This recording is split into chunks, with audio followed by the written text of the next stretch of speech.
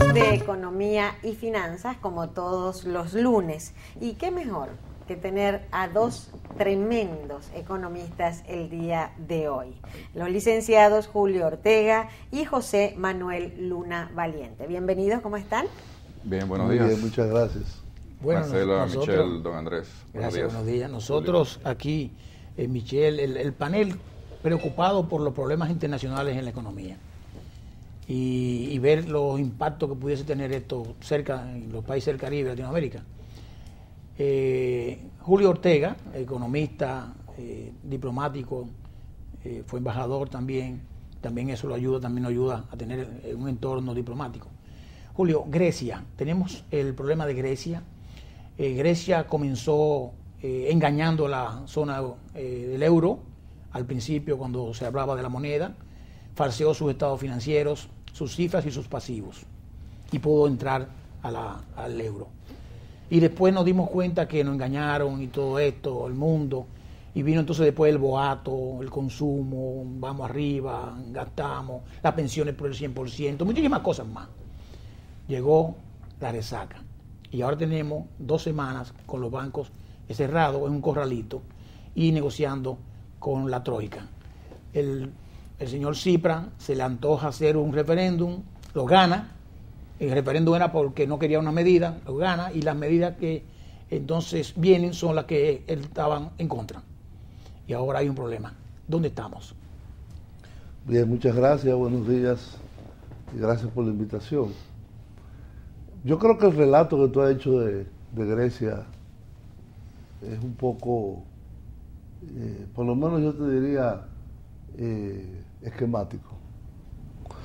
Grecia es un país muy antiguo, es la base de la civilización occidental, la democracia es griega, la filosofía es griega, en fin, el drama es griego, el teatro es griego. Es un país pequeño pero con una fortaleza cultural enorme y muy orgulloso además. Eso hace que el carácter de los griegos sea extremadamente orgullosos y muy nacionalistas. Además estuvieron bajo la tutela no solamente del Imperio Romano, sino más cercano del Imperio Otomano, después invadido por la Alemania nazi durante 4 años, y por Italia, y posteriormente bajo una fuerte dependencia de los británicos y norteamericanos. Grecia es un miembro de la OTAN, una de las bases más grandes de la OTAN está en Creta, en la isla de Creta, y Grecia es un país fundamental en la estrategia geopolítica, diríamos, del oriente del mar Mediterráneo, donde confluyen no solamente una gran cantidad de contradicciones. Ahí está Israel, ahí está Turquía, ahí está Siria, ahí está Grecia, es la salida al mar Mediterráneo desde el mar Negro a Rusia.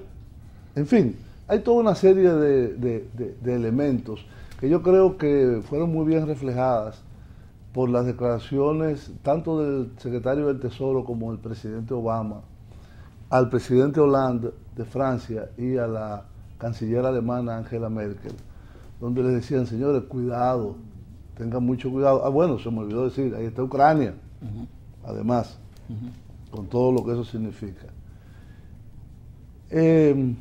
¿Por qué entra Grecia al euro? Si en realidad era un país que no reunía las condiciones que se habían fijado en un tratado que se nos olvida, que se llamó el Tratado de Maastricht, que se adoptó inmediatamente después de la caída de la Unión Soviética y del fin de la Guerra Fría en el año 1994. El Tratado de Maastricht, ¿qué decía? Vamos a hacer una moneda común, pero para poder entrar en esa moneda común hay que tener una serie de condiciones macroeconómicas. Unos términos de referencias. Unos términos de referencia. ¿Cuáles eran los 2 más importantes términos de referencia? Un déficit público igual o menor al 3% del PIB y una deuda pública total igual o menor al 60% del PIB. Esas fueron las condiciones, entre otras, pero esas fueron las dos más importantes. Okay. ¿Qué pasa? Grecia, que fundamentalmente es una economía de servicios, con un sector turístico muy grande y muy poderoso por lo que es Grecia. Solamente Atenas la visitan de 6 a 7 millones de personas al año para ver una sola cosa, que es el Partenón. Solamente. Que es, diríamos, el símbolo. El monumento, un monumento. Grecia, que había sufrido desde la caída del régimen de los coroneles, de una dictadura que hubo en Grecia desde 1974, que fue derrocado el régimen de los coroneles e instaurado un régimen democrático parlamentario, entró a la Unión Europea junto con Portugal y con España en el año 1983. O sea, fue la ampliación de 9 a 12. Yo me recuerdo porque yo vivía en esa época en Europa. Ahí para Grecia fue realmente sumamente positivo esa entrada de la Unión Europea por los llamados fondos de cohesión. Si uno toma los indicadores de Grecia con relación a lo que era la media de la Unión Europea, y no digamos a los países fundadores del norte, como Francia, Bélgica, Holanda, Alemania, esos países, España, Portugal, Grecia, en gran parte de Italia también, sobre todo el sur, recibieron muchos fondos, una gran cantidad de fondos de cohesión para elevar su nivel económico, sus infraestructuras, etc. Pero Grecia estaba gobernado por una alternancia entre los socialdemócratas y la derecha conservadora. Habían creado un sistema clientelar y muy corrupto, en el cual, entre otras, se las ingeniaban para engañar esos partidos, para engañar a las instituciones europeas. Cuando vino el euro, ¿a quién contrata el gobierno griego para que los ayude a alcanzar supuestamente los criterios de Maastricht? A un banco que ustedes conocen que se llama Goldman Sachs. ¿Quién era el presidente de Goldman Sachs? Mario Draghi, Mario Monti y Papademos. Papademos después fue primer ministro griego por la derecha. Mario Monti fue primer ministro o presidente del Consejo en Italia, y hoy Mario Draghi es el presidente del Banco Central Europeo. Ellos fueron los que falsearon todo el sistema para forzar la entrada de Grecia. Los mismos que están presionando hoy. Los mismos que hoy están demandando la cabeza de Grecia. Cuando todo esto explota en el 2010 y el gobierno de Papandreou dice, señores, esto es un caos. En vez de un déficit de un 3%, tenemos un déficit del 12%. Y la deuda, en vez de ser el 60%, es el 95% del PIB. Viene toda Europa, el fondo, la Comisión Europea, el Banco Central Europeo, al rescate de Grecia. ¿Cuánto es que deben? 325 mil millones de euros. ¿Y República Dominicana cuánto tiene hoy? Nosotros, no es el monto. 40 mil millones. Sí, pero el monto pero no, la proporción con relación al PIB. Nosotros estamos en el 50%. 42% del PIB. Del PIB. Que bajó 180. Ahora con la recompra. No, eso bajó muy poquito. 39. Sí, bajó muy poquito. Redondearlo un 40% del PIB, porque ahora se ha cogido mucho para las plantas de Punta Catalina. El punto es que la irresponsabilidad de los gobiernos de la derecha y de la socialdemocracia en Grecia conllevaron a dos programas de ajuste que supuestamente tenían por objetivo reducir la deuda, hacer más competitiva la economía griega y evidentemente desmontar todo el sistema de protección social, que en algunos casos podría decirse era excesivo. En Grecia la edad de retiro, 50 y tantos 57 años. En los otros países 60. Sí. Y después lo han ido llevando 62, poco a poco 65, a 62. por la esperanza de vida que va subiendo. Y en Alemania ahora en 67. Alemania y España. Pero realmente yo creo que la prensa internacional ha querido presentar a Grecia como si fuera un delincuente internacional que ha engañado a todo el mundo. ¿Qué fue lo que hicieron los europeos en realidad? Prestar en un festival de préstamos. Los bancos franceses y alemanes. Y cuando vino la crisis, ¿qué hizo Francia y Alemania? Hizo el primer rescate y el segundo rescate para sacar a los bancos, es decir, prestarle para que le pagaran a los bancos y la deuda se convirtiera en deuda soberana. Grecia no tiene deuda con bancos prácticamente. Exacto. Deuda sobre deuda. El Estado que debe. Es deuda sobre deuda. Sí. Y del 90% del PIB. Todo es rescate. Del 90% del PIB que era al principio del rescate, en el 2010, hoy es 180%, el doble. Y del cual todo es intereses sobre la deuda. Se han destruido. Todo es intereses sobre, y ellos documentaron los intereses. Claro que sí. Al pagarle a los bancos y ponerle una tasa de interés muy bajita, esos intereses se capitalizaron. Y esa capitalización de intereses llevó a que la deuda se convirtiera al doble en vez de bajarse con relación al PIB. Además, del 2010 al 2015, proyección de 2015, Grecia ha perdido el 25% del PIB. Es decir, si el PIB era 100, hoy es 75. Y en un mes salieron más de 9.000 millones. 80.000 millones de dólares desde que ganó Tsipras.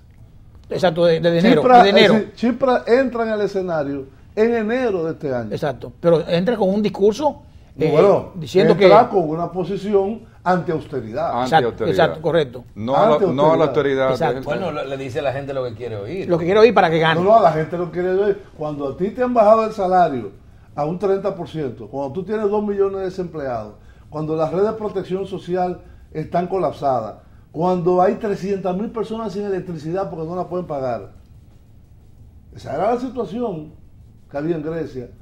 Evidentemente tú haces campaña sobre eso. Y un pensionado que se va a matar de un tiro ahí esperando. No, muchos. Sí, Hubo claro. uno que hizo un acto un ejemplo extremo en un parque, dio un discurso, dejó un papel y se quemó. Exacto. Frente a la plaza del Parlamento. Sí. Wow. Y dijo, yo no voy, después de 40 años siendo profesor en una escuela, yo no voy a recoger comida en los basureros. Entonces, esa es la realidad de Grecia. Pero no la otra. Hoy se anunció un acuerdo, hace 3 horas. Sí. Hace 3 horas que se anunció. Ahí voy, ahora voy. Luna Valiente, estamos hablando del tercer rescate. Después de que ya Ortega nos ha dicho todo esto, es bastante interesante con la secuencia.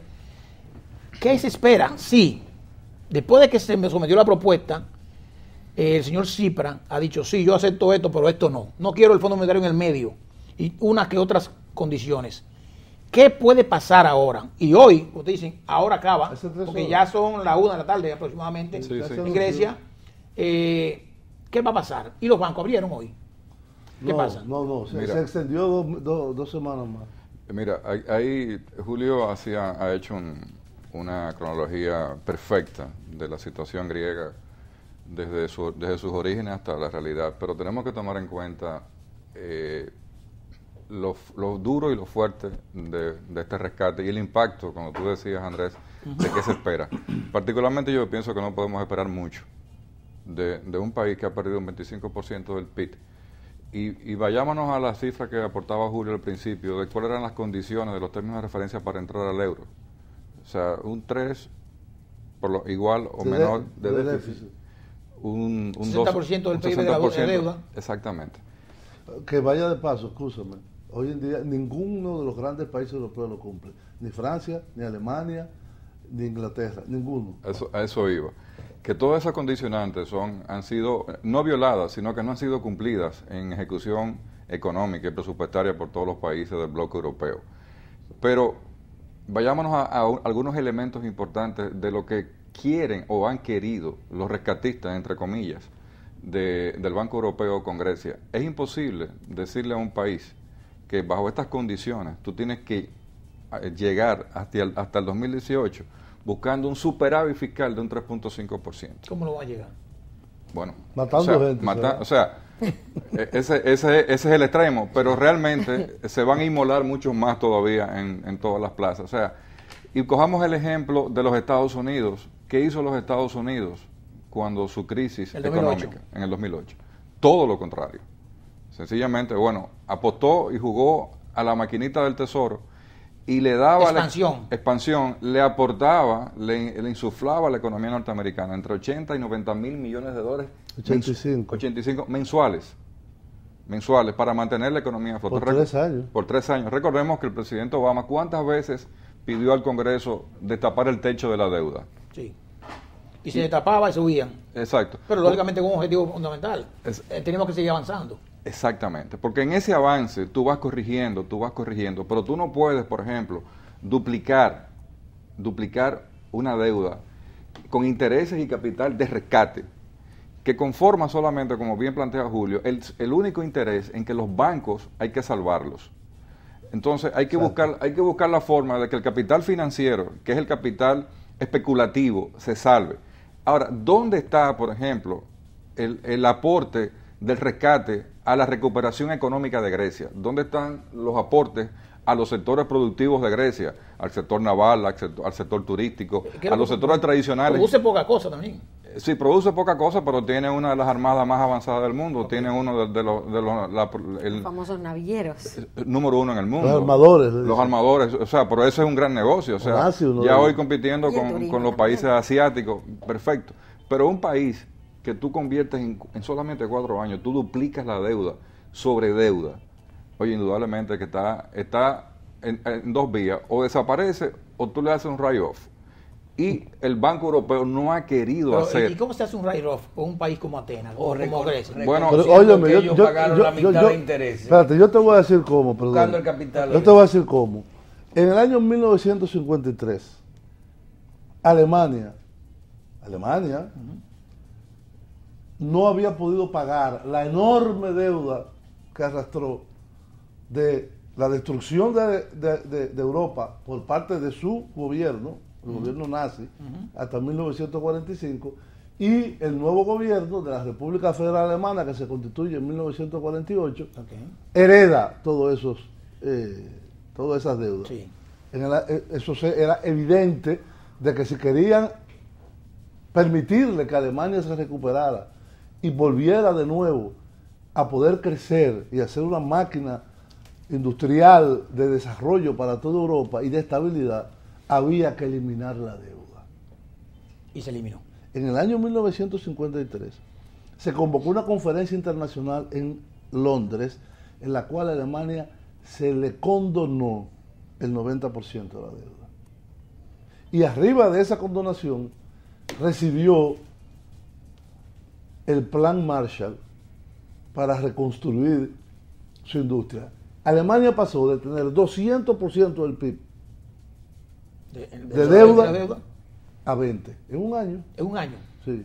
Porque se la eliminaron. Claro. Se la borraron. Ese es el write-off que tú dices. El write-off o el haircut le dicen también. Sí. Mira, en buen español, condonación. Deuda. Condonación. Exactamente.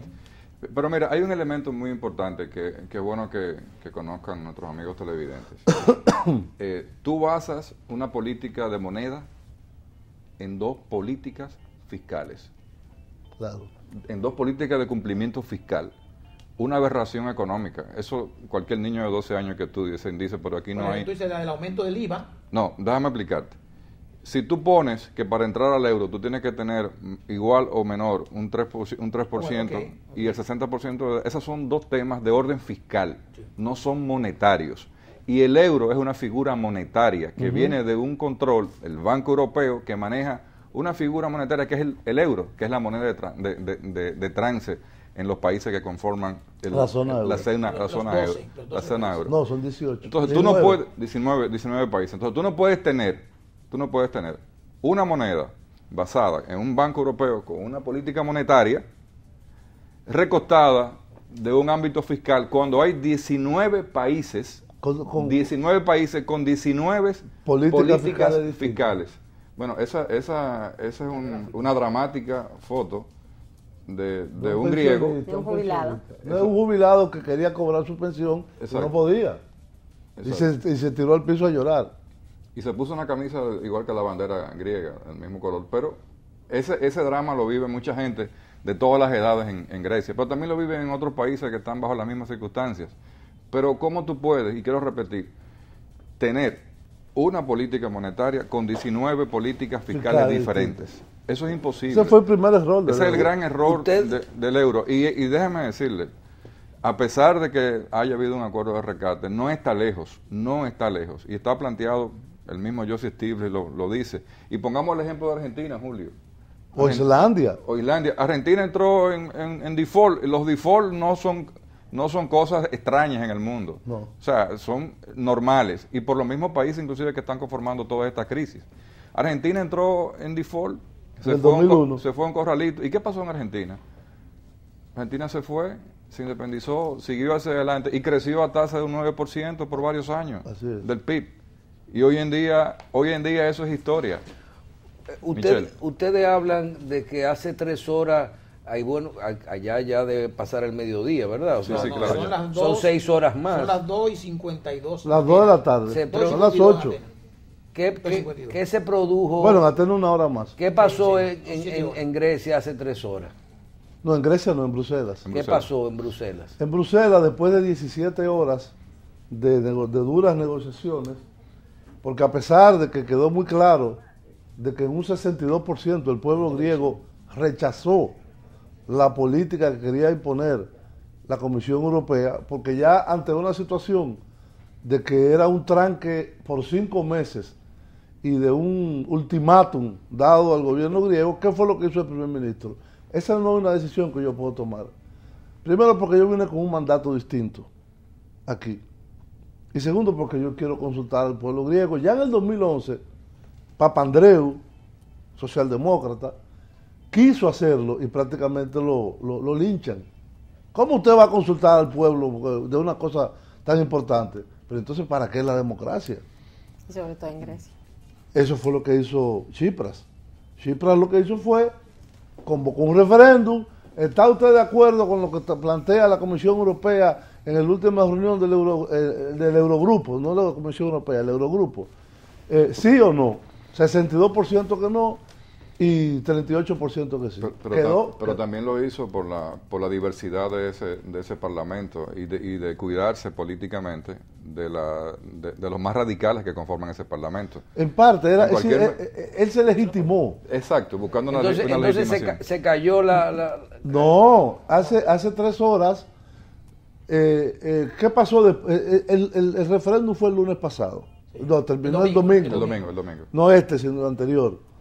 62% el lunes que sí, apoyando al gobierno. Sí.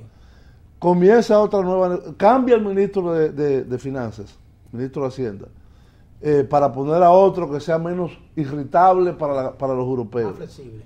Pone a uno que es más bajo perfil, etcétera. Euclides Sacalotos se llama. Sí. Y saca a Varoufakis. Una lotería, Sacalotos. Eso me pensé yo cuando vi ¿Usted sabe de eso? De sacarse la loto. Exacto. Entonces. Pero no fue Euclides que se lo sacó. Se llama Euclides. Sí, Euclides. Euclides te saca lotos, así que se llama. Bueno, te debería enseñarme. Cambia el ministro de Hacienda y dice, estamos dispuestos sobre la base de la última propuesta de la Unión Europea a llegar a un acuerdo. O de la Comisión Europea y el Banco Central Europeo. Sí. Comienzan las negociaciones el viernes. El sábado el Eurogrupo, que son los ministros de Finanzas del Grupo Euro, que son 19, se acercan pero no llegan a un acuerdo. Está convocada una reunión de jefe de gobierno y jefe de Estado para ayer. Reunión duró... Pero ya siempre había, presentado una nueva propuesta. Una nueva propuesta mucho más cercana. Más cercana a lo que quieren. Y más lejos del no. Más lejos del no. Más lejos del no. Pero él obtuvo el no para poder presentar otra propuesta. Está bien, pero porque su propuesta era diferente. Sí, más lejos del no. No, su propuesta no es que era tan diferente, porque la propuesta de ellos era bastante cercana. Lo que pasa es que una cosa es tú hacer una política económica con sacrificio y otra cosa es darte un tiro en la cabeza. Claro. Son dos cosas muy distintas. Pero muy parecidas. Ahora bien, En algunos casos. ahora bien, después, sobre todo por una gran presión de Francia, esto hay que decirlo, el gobierno francés se dio cuenta, dijo, nosotros no podemos permitir la salida de Grecia, bajo ninguna circunstancia del euro, porque esto va a producir un efecto dominó. Y Estados Unidos también está diciendo que no. Y los Estados Unidos, que no tienen vela en ese entierro, pero saben que geopolíticamente no le conviene. Y Rusia y el medio por ahí. No, Rusia estaba tranquila. Ucrania. Pero Ucrania también es China, es Rusia casi, lo que quiero decir, así era básicamente el que más, diríamos, contradijo la política prácticamente de imposiciones extremas de Alemania, fue Francia. Pero la Unión Europea, desde toda la vida, desde Adenauer y De Gaulle, se ha manejado por una unión de lo que llaman el eje franco-alemán. Entonces, ahí llegaron a un acuerdo. Para la pausa, miren lo que dice aquí el periódico Al Día en Atenas. Alemania ha sacado la artillería pesada y ha torcido la mano del primer ministro heleno si quería seguir en la zona euro. Tsipras se ha visto obligado a firmar y solo para empezar a negociar el tercer rescate por entre 82.000 y 86.000 millones de euros. Pero vamos a la pausa y seguimos entonces analizando esto y entramos también con el tema de Puerto Rico, que nos toca más de cerca y que podía afectarnos más directamente. Y se parece mucho. Que casi el Grecia del Caribe. Aunque hay que buscar al Draghi, al Ponzi y al Papademos en Puerto Rico. Y otro Lotos. Pausamos.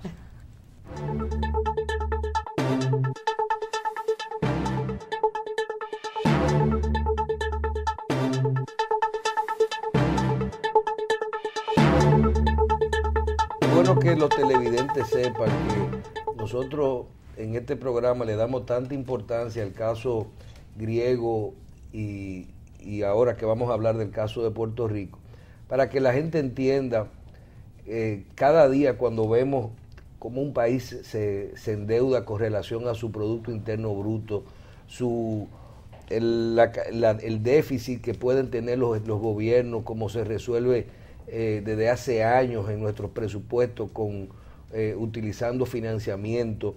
Asimismo, lo importante de mantener una tasa de cambio, una estabilidad cambiaria, que lo que le da garantía a los capitales, que podamos ver las consecuencias que esto le trae a la economía y a los países, vean cómo hay personas que lo han perdido todo y que no tienen de dónde vivir, e inclusive del caso que vamos a hablar ahora, que es el caso de Puerto Rico, lo cerquita que siendo un país que aunque dicen que su gran problema para resolver su situación económica es que no pertenece realmente a los Estados Unidos, o sea que es asociado, pero con todo y eso está más cerca de los Estados Unidos que nosotros.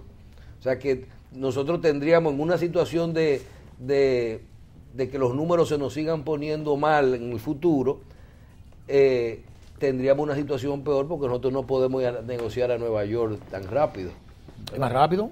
¿Más cerca no queda? Pero el caso de Puerto Rico y la comparación de cómo han hecho muchos analistas y que está siendo utilizado inclusive Julio, Andrés, Michelle y Marcela como un parangón con la República Dominicana, erradamente comparar el caso de Puerto Rico con Grecia y sobre todo la similitud que pueda tener, como tú planteas, el tema de la deuda con la República Dominicana. Puerto Rico es un caso muy atípico, porque Puerto Rico, a pesar de ser una isla, actúa como un Estado federado de los Estados Unidos. Es un Estado libre asociado. Un Estado libre asociado bajo una misma política monetaria, en el sentido de que circula el dólar, pero hay que diferenciar. La política fiscal no.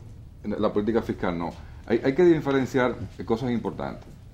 Los Estados Unidos apostaron a Puerto Rico en un momento apoyando con leyes especiales de incentivo para la industria. Exacto. La famosa ley 96. No, en la sección 936 del Código de Impuestos de Estados Unidos. Pero ahí está la clave de la debacle de Puerto Rico. O sea, ¿qué pasó? Eso es el endeudamiento. Exacto, pero viene posteriormente porque Puerto Rico deja de ser un país atractivo. Y vamos a ver qué interesante. La salida de esa ley, de esa sección, la 936, que fue la que permitió que Puerto Rico fuera líder a nivel latinoamericano en industrias de alta tecnología, en manufacturas de alta tecnología, en medicamentos. No llegó farmacéutica, petroquímica. No llegó a competir con aquella era famosa del cinturón centroamericano, específicamente en Guatemala, en la autopista internacional, donde estaban ubicadas todas las grandes farmacéuticas, Merck, Ciba-Geigy, todas esas famosas farmacéuticas. Bayer. Pero Puerto Rico realmente en ese momento lo tenía todo, que es la publicidad de República Dominicana hoy en turismo. Que además trajimos toda la farmacéutica también para acá. Exactamente, pero hoy en día la mayor parte de las industrias puertorriqueñas que ya no tienen esa exención porque fue eliminada, que era un incentivo, la mayor parte de esas industrias están instaladas en República Dominicana. Correcto. Y la mayor parte de las industrias que están en Pisa, en Itabo, son esas mismas empresas que están, las pocas que quedan están emigrando hacia República Dominicana hoy en día. Correcto. Entonces, ¿qué produce eso en un estado en donde hay una característica social muy poco vista en el mundo? Puerto Rico tiene más migrantes fuera de Puerto Rico que habitantes puertorriqueños en Puerto Rico. Correcto. Entonces los migrantes puertorriqueños en Estados Unidos, en los Estados Unidos, inclusive las remesas puertorriqueñas que tienen más en numeral de personas que la República Dominicana, fuera de República Dominicana, son mucho menores que la remesa de la República Dominicana, de una estructura mucho menor de dominicanos. O sea, los dominicanos remesan más con menor cantidad de personas en la diáspora a nivel internacional. Pero ¿qué produce eso en una economía en donde la mayor parte de la gente joven está fuera de una estructura económica? Y los otros son welfare. Exactamente. Una sociedad compuesta por personas mayores viviendo de un welfare que llega hoy en mucho menor rango, dejando la capacidad productiva de una nación básicamente en cero. Puerto Rico hoy en día tiene plantas apagadas energéticas porque no tiene demanda. Entonces, una sociedad que tiene todas estas complicaciones, hoy por ejemplo, están empezando a renegociar en Manhattan los bonos. Acaban de contratar a Ann Kruger, que es una antigua funcionaria del Fondo Monetario Internacional, para que dirija esas negociaciones, que es tratar de convencer a los bonistas de que devuelvan una serie de bonos que para recomprar y que no esperen a que esos bonos se conviertan en un capital halcón, o sea, que estén ahí esperando que Puerto Rico se desbarate para ver cómo yo voy a comer como ave de carroña. Muy bien. Julio Ortega, son 72 mil millones de dólares que debe Puerto Rico. No, 90 mil casi. No, 72 mil, bueno, así, ha aumentado algo, parece que había algo ahí medio disfrazado, parece. Está apareciendo muchas cosas. Hay que chequear bien. Con la ese disfraz tenemos 3 años de presupuesto. Hay que chequear bien la integridad de los auditores, los contadores públicos autorizados, las firmas internacionales que hacen la auditoría, porque se le está escapando muchas cosas en los registros contables. Perdón, antes de tu pregunta, antes de que Julio entre, Puerto Rico tiene 10 años con un Producto Interno Bruto entre negativo. Claro. Pero ahí voy, 72 mil millones de dólares o 80 mil millones de dólares, y se le deben básicamente a bonistas norteamericanos. Pero es un Estado libre asociado, no es federal, pero los Estados Unidos son casi responsables. Obama dijo casi responsable. El casi. Sí, es muy lejos, pero Obama dijo, no quiero meterme en eso. Pero Hillary Clinton, que es la aspirante del Partido Demócrata, dice, hay que atender a esa gente. ¿Qué pasa? El señor Padilla se le endilga falta de experiencia, el gobernador. Es un abogado que no tenía mucha militancia pública y parece que ha manejado el tema no tan fácil como Fortuño, el médico, pediatra y los anteriores, aunque son corresponsables del tema de la deuda. ¿Qué hace Puerto Rico hoy? ¿Cómo se salva? Mira, el problema es que a Puerto Rico se le agotó la capacidad de endeudarse para pagar.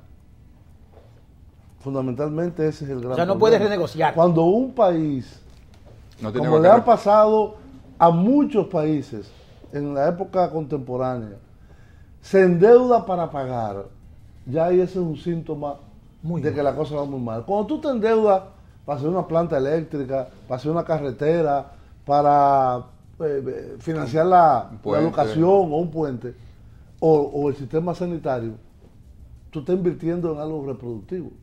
Pero cuando tú estás financiando para tú pagar, por lo menos estás invirtiendo en algo, porque no, pero hay una recuperación y un costo-beneficio real. Se refiere cuando hace el puente. Cuando tú te endeudas para poder enfrentar los vencimientos. El asunto va muy mal. ¿Qué pasó en Puerto Rico? Puerto Rico podía colocar los bonos, tanto municipales como del Estado Libre Asociado, muy fácilmente por una razón.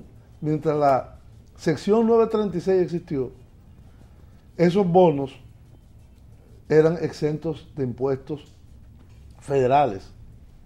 Hoy en día no.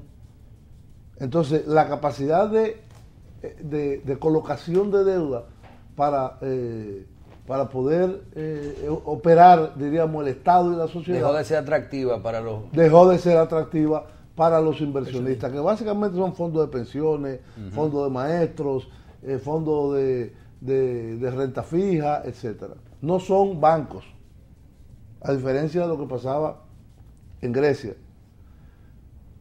En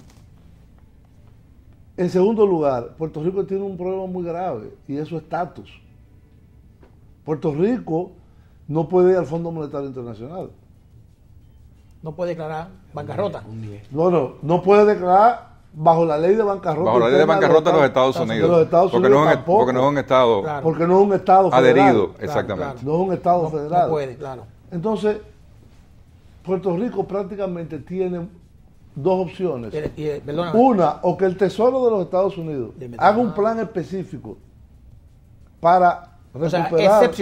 Excepcional, que no está contemplado. Y por eso, hoy en día, el Tesoro y la Casa Blanca dicen, no, nosotros no tenemos capacidad para venir a salvar a Puerto Rico. Es que ese esquema, no está dentro de lo que ha sido el rescate de los Estados Unidos. Sí, sí. Y ellos han rescatado estados y ciudades. Estados sí. Sí, pero en los Estados Unidos. Federales. De los 50.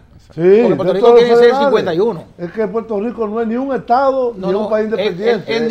Ni es. Es una cosa ahí que nadie sabe bien lo que es. Bueno, ha hecho muchísimos referéndums y siempre vuelve el ELA, que es el Estado Libre Asociado. Exacto. Que es la diferencia entre... No, pero hubo uno que ganó la anexión, pero los americanos no lo quieren. Sí. Los Estados Unidos cuesta mucho Puerto Rico. Exacto. Entonces, ¿cuál es la segunda opción? Un default. Y eso es lo que dice el gobernador. Dice, la deuda es impagable, no tengo dinero, el Estado, el gobernador no tiene recursos en caja. Óigame, las devoluciones de impuestos de los income tax que la gente hace, no se lo han dado. Mi hermano vive en Puerto Rico y le debe el Estado $2,000 y pico de la devolución del año 2014. Dicen, no hay dinero, aguanten. Donde mucha gente financia eso, esperando. Bueno, ya ese es un default. Sí, ahí está. Ya ese es un default, pero con los ciudadanos. Porque los gobiernos no quiebran, ¿verdad? Claro. Los gobiernos dicen que no quiebran. Bueno, no, el problema de Puerto Rico, Puerto Rico tiene un presupuesto aproximadamente como de 9 a 10 mil millones de dólares.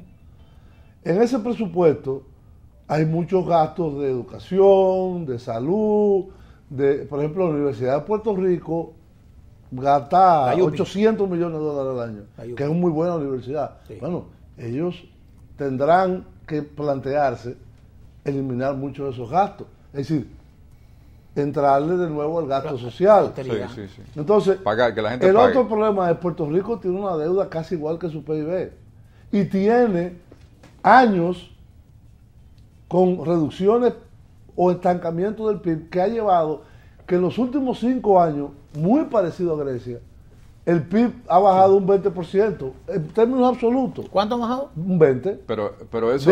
si era 100, hoy es 80. Pero fíjate qué interesante que una de las características que produce esa crisis financiera y económica de Puerto Rico ataca el sistema neurálgico de la sociedad puertorriqueña a través de la seguridad nacional, que impide, o sea, Puerto Rico hoy es el segundo país en América Latina, después de Venezuela, con mayores crímenes diarios. Así es. Por delitos, o sea, por atracos y delitos. Sí.